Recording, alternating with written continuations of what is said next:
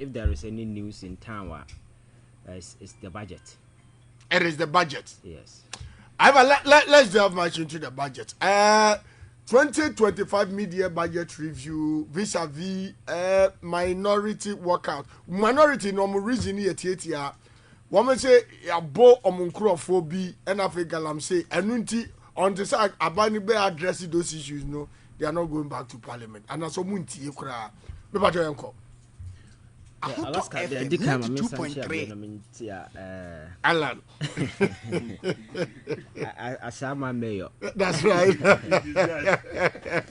Yeah, I think Enra may I had opportunity to witness their course of our parliament, and for some reasons the whole thing delayed because my will be said run so a commemoration way for President Mills. That's right. The 13th year, yes, right? Oh, yeah, 13 years in the 2012. That day that is very fresh on my memory, and I think that 13 years on.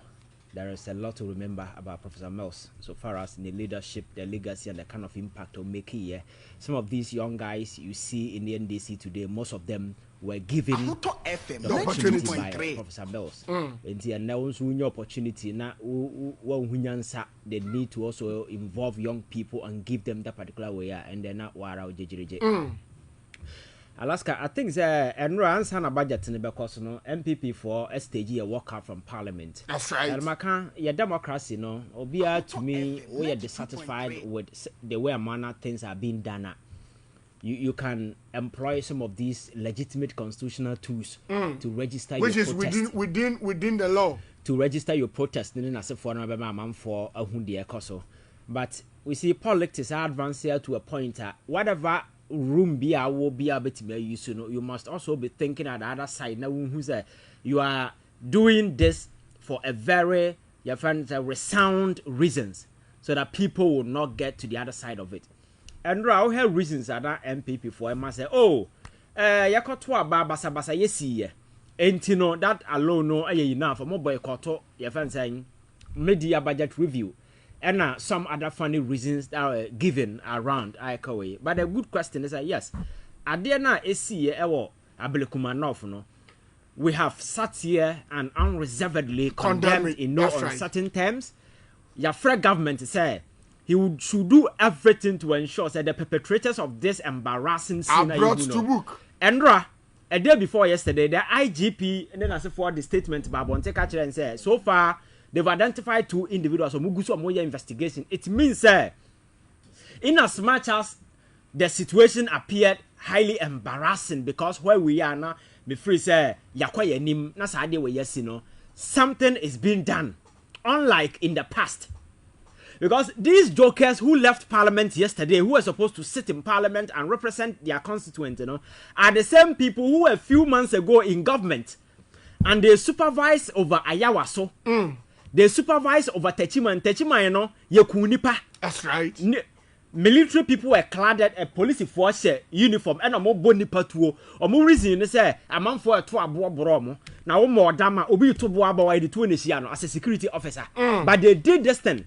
Some of these jokers you saw yesterday staging press conference, and as if nobody had a decency to call on one government to say, that's right. So there is the need for us to do proper inquisition to know who and who are involved. Alaska, 4 years I've seen Kwame Abato Obama Kufuor. These jokers, none of them was sensible enough to know, say, Nipa life was online. And Obiko Tuaba, and I say me, and these MPP, I condemn both on no uncertain terms. But I say he who comes into equity must come with clean hands. You were there. None other election I acquire. Do you know any powerful for us and we will chroma say? 2024 election. People were assaulted, people were killed.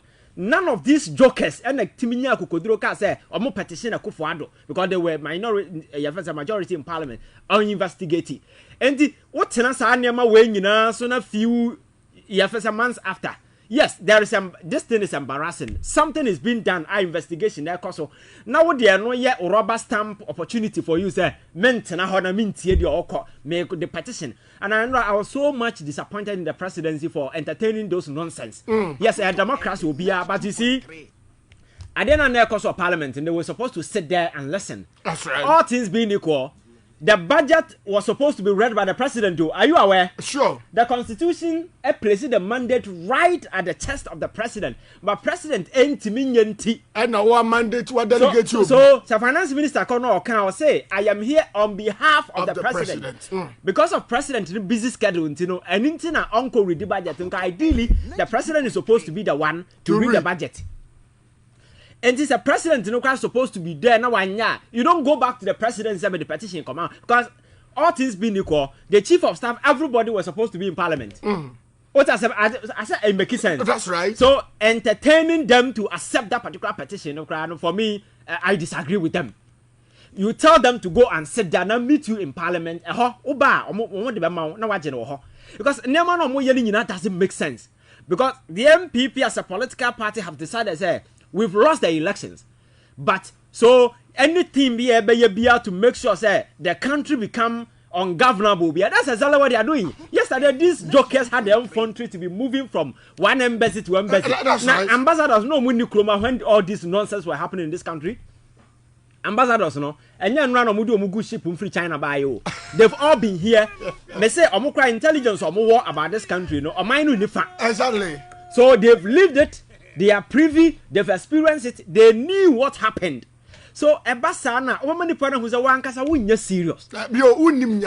Exactly. So, in the manner no more sought to take away some credibility and shine from the whole budget. That's right. But, I'm fat because the gentleman had something outstanding to share with the people of this country, which is the budget. So, for me, I think the MPP for better advisor, sa crop of leadership, your money, in this current political dispensation, they've all outlived their usefulness. And Fasobi and Yomoso, they are all garbage. Oh, they should just flush them through the toilet. Faso and Yomoso. Because it's just a grandstanding, arrogant kind of posture. And they emphasize any man in your politics. Sa slogan in your politics. And now to force him, why you want them no can. And if you check the mass, it picks. And I don't know your politics. Me imagine how my enemy go school, I call Harvard. Now who cares about Papa Nisi Harvard? Who cares? Papa Nisi Harvard for me home. I don't care where you school. It is about me no how intellectually unless it display who and who they intelligent. It's not about baby I'll acquiring as a forum. When we gave you the job, you failed. There is absolutely nothing to show for. So this is the time for you to sit down and listen because they own us a duty to also as some finance minister Beka to sit down, you also scrutinize. Question be our one ounce what bisa. A balanced perspective. But these jokers left the place just gallivanting the streets of Accra. Say, yeah, the petition you come. What the petition you come behind? When the very things you are accusing the government, some investigations are ongoing.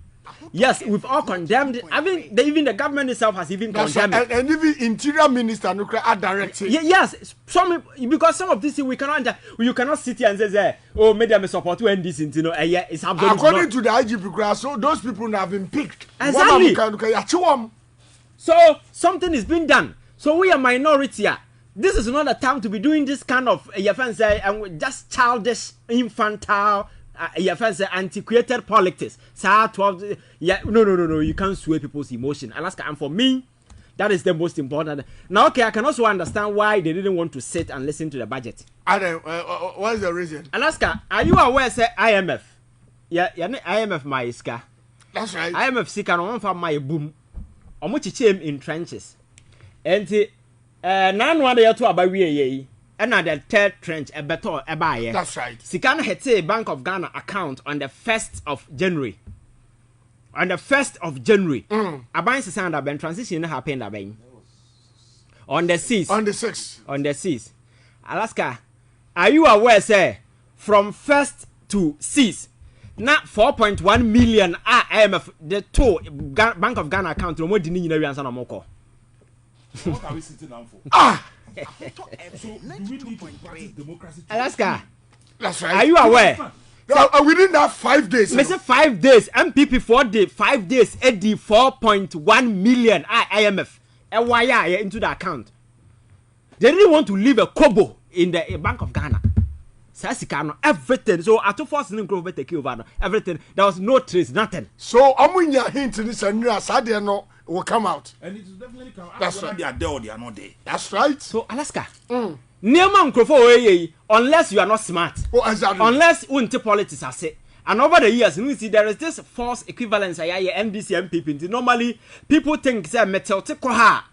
Your friend is the whole thing. No, who's a means of. But you see, baby, you do know. It is about debating the fact. And they are tilted towards the good of mankind and the people of this country. Me, that's my ultimate priority. And it was a jandam, Nessa, politics, and I buy a nice animano, MPK, and fat. Nobody will pay attention to you. And no budget in Alaska.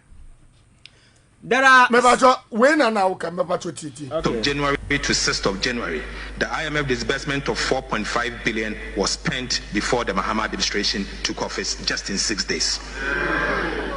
Mr. Speaker, project loan disbursement of January to 6th of January, the IMF disbursement of 4.5 billion was spent before the Mahama administration took office just in 6 days. 4.5 billion. No, in cities. That's right. Yes, in Ghana cities. Because IMF disbursed $332 million. The exchange way in Ghana cities. Yes. So, omu di ni nyina sana omoko. Omu fan for my because I am IMF. Hey! At the same time, IMF say, your friend saying, we say a frame no amount. That's right. You need to walk the line. I must say you're deviating from just a Niamano what the man they say that you need to crown the scanner no mujidi. Yes. Or just Kennedy. So IMF be part or back. Now or the scanner man say had the economy ni kwana what the omudi ni nyina san. Omudi says this we 4.5 billion Ghana cedis. Ansa na moko. Hey! Trillions. Na unim sa wan fa jomo S gracia ansa na moko. O dan sambo boba o. Abaya timitia no ho S gracia ansa na free power. Anu tua no ho S gracia ansa no. Say the days are coming. Obertinsem and now you're too early to be delving into those things. Let's talk about the budget. Alaska. Enti the fact of the matter is Ghana near Ottawa all had the econo. Say in the space of 6 months. Kwan ben na nema faso asesa. Na mabrabo aleseme. And obia we are very objective bia tenase na wo hwese in the last 6 years we hear proper economic analysis. You know say there are signs actually say enema nyamfa nwie ye de but there are hope e back on somewhere say your cost na ye enema ya once again hope will return to town. Say am no ka say so how your debt to your GDP your debt to your GDP I'll reduce what IMF projections say in the next 9 years, that is it 2040? There are 2035. 35. And I'm more expected say Ghana your debt to your GDP will drop to 45%. Exactly. 6 months debt to GDP or more expected ever happen in the next 9 years. You know, happen within 6 months, and then your debt to your GDP is 43%. IMF say your debt to your GDP, no. O mama ye 10 years because mo hwekwan na minus economy be akufo ado nam na o mama the next 10 years say ansana your debt to your GDP will drop to 45 within 6 months. Ghana debt to your GDP is now around 43. And then another very funny discussion be across baby so debt restructuring no mo kokoye no debt restructuring no mo kokoye Alaska debt restructuring no mo ye no repayment no next year 2026 yetua the following 2027 yetua 40 million the following way yetua 43 million eto so saa and again saa bosia no moboy no in the first place na nyansa bia anim so mobo those bosia metena ha ka kire wo. That's right.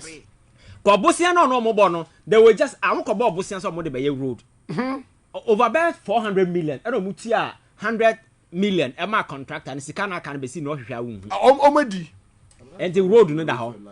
I think that President Mahama the big push agenda na wa fasa project na o ya shame omo baba ya ebi su krabo wa contract and the same certificate ometua no double.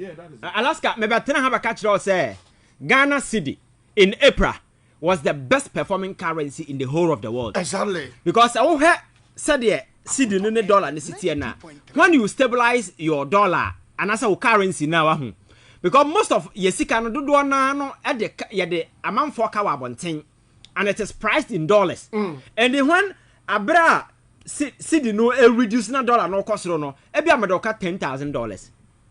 say dollar no timi e depreciate forma $5,000 no in Ghana terms no etimi kwa over times 5 exactly na wo ka kwa animu and which means say on the reverse no so wutimi ye na say wo see no appreciate a wo kate dollars no bebre tugu and say am no ka say bosia na first na mbet na ka che say Ghana ya kai 700 and something and na sika no over 120 billion afri so that's right so I don't explain why the debt to GDP has slashed down.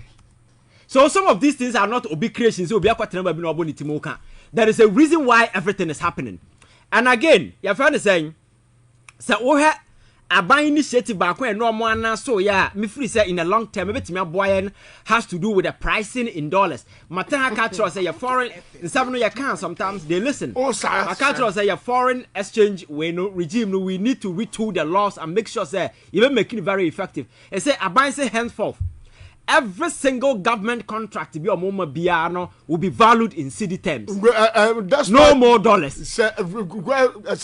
Source no baby scan feedback. Yes, it's in dollars. Because when you price in dollars, na say there is fluctuation in the sikana. Obe na aka wodi e buru ya we tue nye. But whenever it is in Ghana cedis, na say wutimi ya na usika ni nya ahoden a aka na so tema. So it is always proper to own a significant portion of your debt, you know, in your local currency. Anything I'll call some of the countries like Nigeria, do you know what they do? Or more capping or more foreign borrowing. You can't go beyond 30%. Okay. So Nigeria, foreign, your friend saying borrowing, they are capping it to 30. Internally, 70. Because if so born internally now, it's easy to pay. But Okobab one tia, what the China cow the wake up euro bond and as a form. The very moment you see your currency drops pet, we see cano costro. And this our bottle do now from or minuma. And then in Casamria city, costing $1 cacravate, which you can. That's right. Sanity, and say a bind say henceforth. All contracting as a phone and it should be a standard to hotels and other entities in as a phone. Schools in others. Yes, yeah. And over the week, Professor Jampo, some very, very important will be on a shipping way. I think people were complaining, say, shipping lines, you know, obia on the dollar rate order them. It dependent on baby Abukakofa and a move Ghana for no fast. So when people complain, I think the discussion were held up. I know the day in the Bank of Ghana issued directive say all the shipping lines should publish their ratings on daily basis. That's right. And must make sure say I reflect it with the Bank of Ghana one. Rates. Air affected prices, any business in as for them. So the shipping authority line, I think these are some of the significant things I happen on that particular line.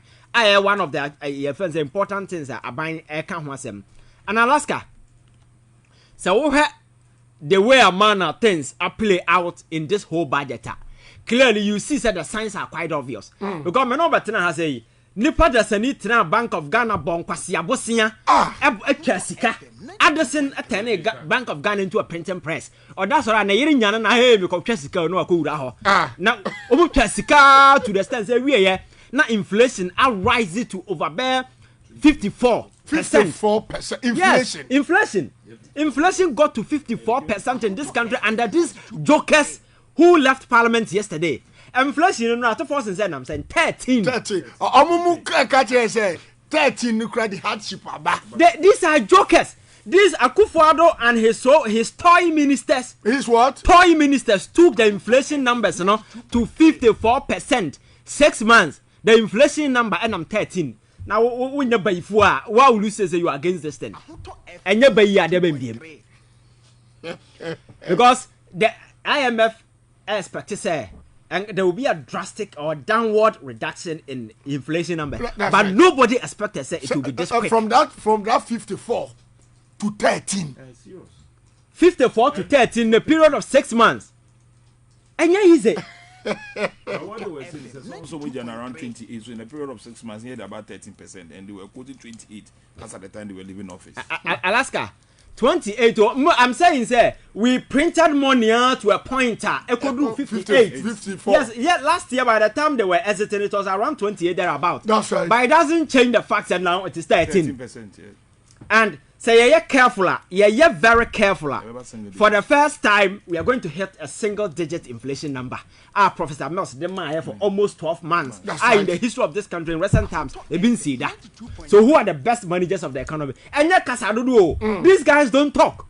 After forcing apart from so-called read the budget, what is all Kasao, baby? No, you don't even know the economic management team. In Nigeria, I'm a school, I'm a Harvard, I'm a Yale. Who cares about those nonsense? It is about the intellectual acumen you've been able to acquire and how you are solving society's problem. That is all that we are interested in. We don't care where you are coming from, where you belong to, or whatever association you have. Fix the problems and shut up. That is the only thing. You fix the problem and you shut up. One of reforms also the about when you go to port, I was would charge it by Bank of Ghana rates. That is it. And Alaska, are you aware? Say first I will car. Sikabumri egosono and a friend of mine came to me and I'm gonna have a discussion or your importer or no so cars and as a phone. Or say car first a wuya utia over beer 80,000 Ghana cedis and sana would and 80,000 Ghana cedis 800 million sana way you know as I say okwa is around 600,000 and no expectations that some of the taxes in the president will take them out sabe bus from the more. So it's not as he said nothing is happening. Me, these are some of the things I want to share with people. Say, you see, over the years, we've been criticizing government. We've been at the back of government. We are not naysayers. We want things to be done right. Ghana for Benya Somfaso. So, if there are signs that show that something good is happening, we need to highlight it and urge people the same way a jigua. That's right. What I say because yet we don't have. There are no permanent friends. So it is about doing good. We are now we will part you at the back. We are now sena yabeka. And that is so now is the time. Nipano yeno. Why can't we say it's good? You understand? Because me motivation is that sorry. Not the average and the ordinary Ghanaian. And I'll be telling them say one of the major things that affecting young people in this country has to do with this rent thing. So for me, one problem I will solve what solve millions of problems for young people in Accra. Alaska, among forces, yes, or man almost see or more dying. But when you are renting a room out, you are engaging in a transactional activity, which is business. Exactly. It must attract taxes. People sit somewhere and no other sort of team can amatome just because there are no laws regulating any of these things. Obviously, there was a major 3 years advance. Yes, even Ivory Coast. Now the dime will be a rent. Now just 4 months. We go jail. Ivory Coast, Ivory Coast. I'm telling you, we taking more than 3 months advance. Rent advance for mobile, you go to prison. Why can't we do the same thing here? Because I say young people no more suffer. Because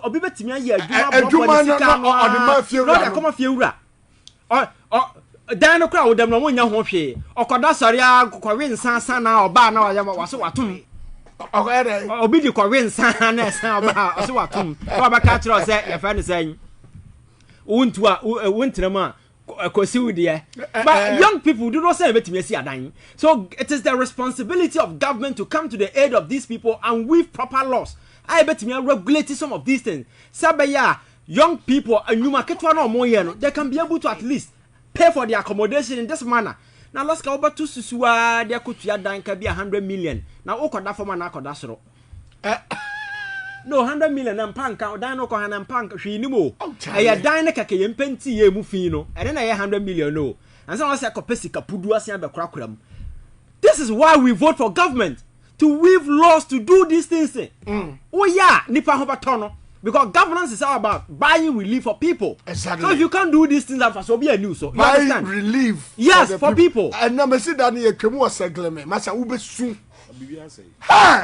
Repair everything off. Yes, and these jokers today are running to embassies telling them, say, Obim come with Sagleme Dino. Masa! Abubu say. Yes, that is why they were bent on selling it out to a private developer. Challenge me see ube soon. Yes. So and that is why I'm urging John Mahama to be very radical in dealing with this criminal, because if he doesn't jail these people and also prosecute these people, the goodwill is going to be a short lived. I'm telling you. That's a Ghana for 10 years against you. You can't stand So our anything be here to do, he should turn attention to some of these things, because criminal negligence alone can take you to jail. Chachu chikata nko bobosia. So the baba oil exploration when this can I say willfully causing financial loss to the state because we use Sikano for and to me and serve for that purpose. Yes. And at the time, I think that is misappropriation, right? No, I say willfully causing financial loss to the state. Willfully. Akwa just cannot say no. And omo dey near foolishly. Na say Chachu ko prison for willfully. We num dey foolishly no say kan wo tia no papa na ni wo di na say na papa na ni so. Because you see neman nkofo ya no kroma no. So saglemedan na mahama ye no. Omo air condition wo dan no mu. Oh, omo ebi wo the TV bubom. Say wo ko dadan no ma wo ya watade nkwa na ba pa. How the be call? TV enkonwa bibia wom. Everything. Are you ready? And now ko ha ni nyina sai. O me via ni nyina. The reason is say mo ka say mbesi dan 5000 ya kwa de esi wonuru 500. Na wa bodam 500 ma nipa nkwatrem na mu ni di aka ho. Like people who build the dan no Collins Dauda enko, they are still in Ghana. And they let people occupy the room and then deal with them. Me, that was the argument I'm making. You don't allow the building to and say because they pay way for their people to go in for those. The same thing happened at Kumasi Afari Hospital, Alaska. It got to a point now Otum for SSS because of Mfanko Konfanoche. Now I bind to prekese no, but you only vote to free Kumasi. Tie Obia sending message with regards to Ivory Coast. Or see Ivory Coast. To say na kaya no kwena mrane say obi tiganim. No susu say ho no kwa nyama no. Otumi tu o tu no now already in balance man. Yeah. And no can just say me high asana me the balance. In Africa unye 2 year na. Africa say ya o. Yes. I remember to proceed. Yes. So Ghana na agro ya dwin mu to be very honest. Nipa nya tumi na o ya friend na ona bo na ya friend say okoba na we didi na chi some common sense ade ayira.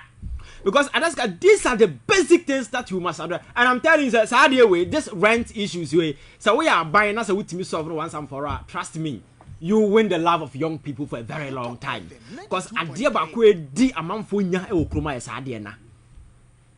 Because averagely, young people from where you Ghana high, dodoa ye tia na 1,500, 1,008, 1,500, 1,000. Now we will be 1,500. You also owe me to rent 100 million, 80 million.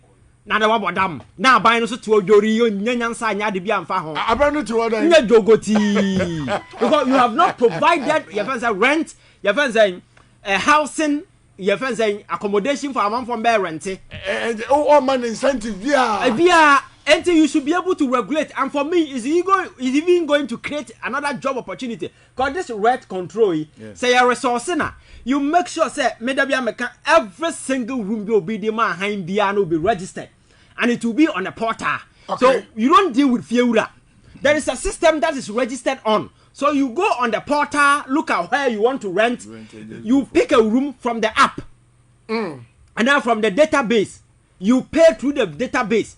Then the Fiura and the commission through rent control. And to Fiura, when the Fiura and Nisikasem. Okay. O time was sooner won't mean to rent control now will kick you out. And then another person will and you just go there for your money. For your money.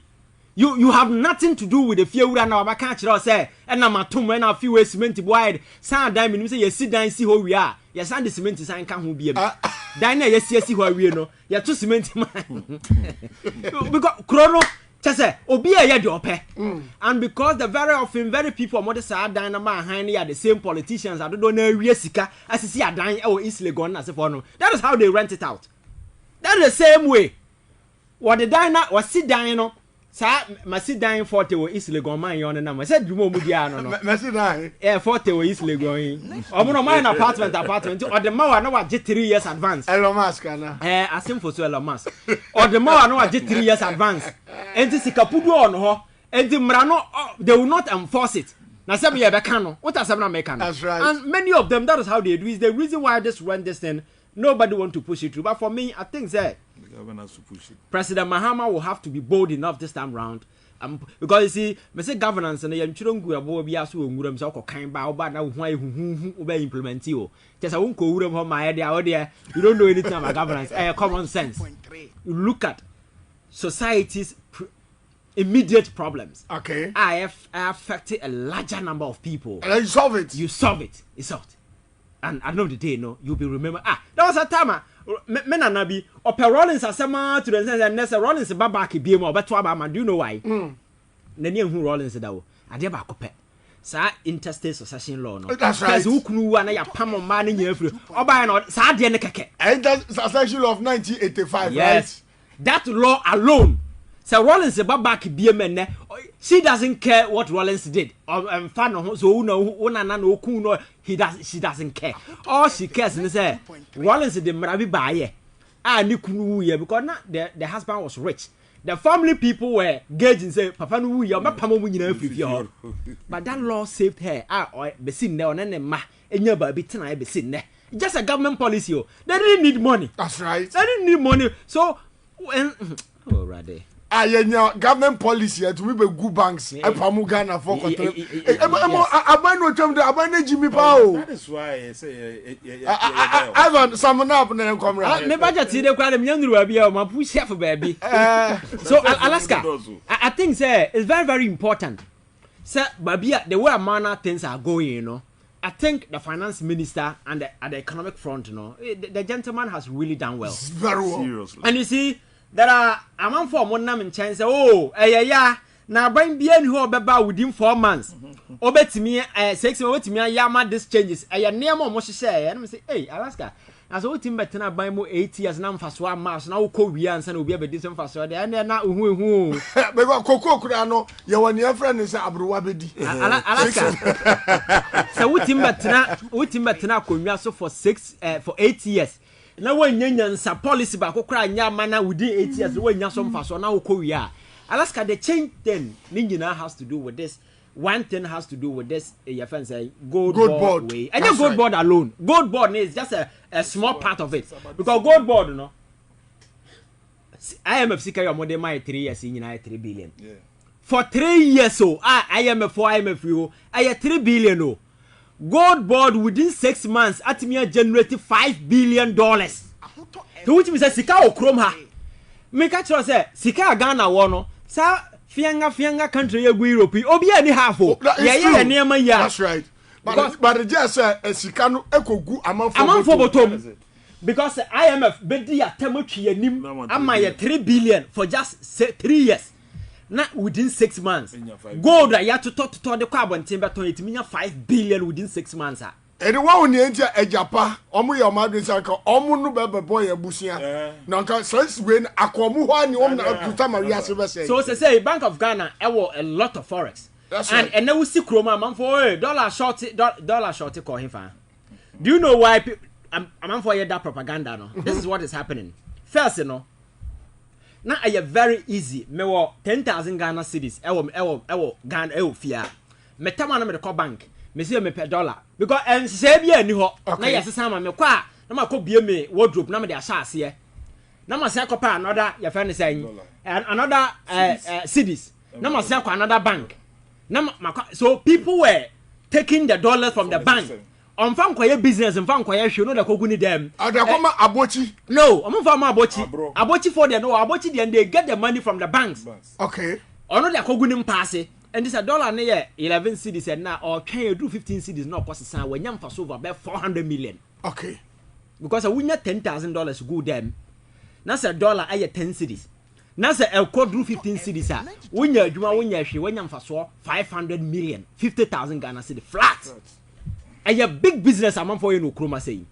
And that's what they were doing. Or Tam City not the bank no they say Bank of Ghana say Obi Bank say or per dollar make sure say or import it and now to cry okra passport and the visa bibia bo me chese o because what Chroma you need dollar Chroma what the dollar here then okay that's right so that is why people are crying say dollar short ko here because Bank of Ghana reserves on one and sika ketwa na gu ho that's right within this short period the gentleman has been able to accumulate over 2.11 billion dollars and gu ho our Bank of Ghana. Yeah, or would it be share your friends the forest market in Ukraine and say I'm a for you this you know. Sika so it's not as $6, but among for pet do this nefarious activity. And you reasons no and you're convinced. Yes. So the only reason I bet me a dollar call over to me a bank I call draw dollar and send me to Ghana. But yeah, Juma for an American company. My beer forest account. the American company pay me into my dollar account or Ghana.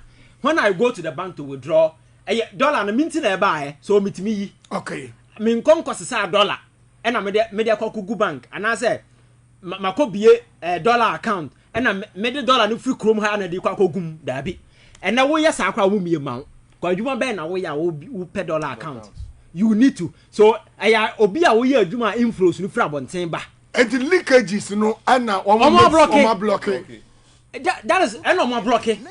And now I'm for a dollar. And I'm say, you see, the communication, and sometimes I have a problem. Exactly. Some of these things, ne? Oh, rather. But I say, oh, David, I'm only I'm finish on the budget. Okay. So Alaska budget, you know, Kumasi, your friends to Accra, road now down from Kufuor Penso, Fibio Biaba and Obayefano. President Mahama so by expressway. Okay. A new road I three, your friend is saying, and yes, what can I go? When is it over the years, you know? Oil na yet to know Ghana will some fast wo. The only sika Ghana for big investment a year from oil. Investment na atobo gas na President Mahama the oil sika ye. And na melse so ye bi. Nko fo e buy. On buy no muko bie sa mef no. Sa mineral we no muko be. Sika na ko honya besi no hwa wo. And na sky trainer ye fe se birum gina jail no. Omugina court no. So sa mef no e ho no mo de sa sika ni nyina kogu no mo didi nsemu no. President Mahama said offense your friend say all the oil money. So every and the oil money ni nko ba bia the infrastructure. That is the big push na oil. They say we identify major road across the country. Every single major road bia what Ghana bia is captured. Sikano from the oil money ni ba yes including the Kumasi Express Highway. And the source of funding no. Yes, oil money no say enko ba bia bia. Eba be sa kwan nti sa Kumasi road no sisi am no ka say feasibility study asase o by September they will be done. Once they finish road na asase no and several other roads count all the major corridor roads na wo ha nyina no, and I'm told he's coming to build a brand new road. That's from right. Your friends is it I'll check and get it for you. So I think that you see the way Mahama asase, if this is how he's going to go, I think that he'll go a long way.